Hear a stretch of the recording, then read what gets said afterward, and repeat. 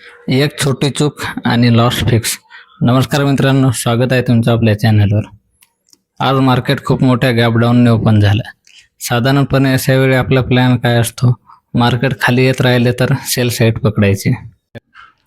पण market open झाल्यानंतर खाली जाण्याऐवजी हळूहळू वर जायला लागले आणि आपण सुद्धा स्टॉक बाय करण्यासाठी तयारी सुरू केली. या ठिकाणी मी स्टॉक बाय करण्यासाठी एक लिस्ट तयार करत आहोत. तर या ठिकाणी आपली लिस्ट तयार झालेली आहे आणि आज आपल्याला 3 स्टॉक बाईंगसाठी मिळालेले आहेत. तर बघूया या 3 पैकी आपल्याला कोणत्या स्टॉकमध्ये आज परफेक्ट एंट्री भेटते ते. या ठिकाणी आपल्याला अडानी एंटरप्राइजेस या स्टॉकमध्ये एकदम परफेक्ट एंट्री भेटली होती. आपण सर्व कंडिशन फॉलो करून बाय घेतला.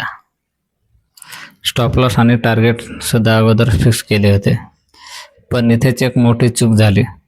आपण आपला ठरवलेला टाईम संपल्यानंतर एंट्री घेतली आणि ट्रेडिंगमध्ये टायमिंग हे सर्वात महत्त्वाचे असतं. जरी एंट्री परफेक्ट होती तरी रूल्स ब्रेक केल्यामुळे आपण या ठिकाणी लगेच या स्टॉकमधून बाहेर आलो. आजचा ट्रेड छोटा होता पण त्यातून मिळालेला धडा खूप मोठा होता. तुम्ही या ठिकाणी बघू शकता आपल्याला 105 रुपयाचा लॉस झाला आहे. आता हा लॉस मोठा नाही पण इथे महत्त्वाचे एक आहे ते म्हणजे कारण.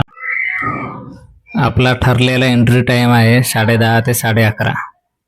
पण काय झालं, आज टाईमकडे लक्षात गेलं नाही आणि मी 11:30च्या नंतर एंट्री घेतली. म्हणजे सेटअप बरोबर पण टायमिंग चुकलं. पण एक गोष्ट चांगली झाली, ज्यावेळी मला माझी चूक लक्षात आली मी लगेच ट्रेडमधून बाहेर पडलो. आणि आपण दिवसात फक्त एक ट्रेड घेत असतो, त्यामध्ये लॉस हो किंवा प्रॉफिट हो.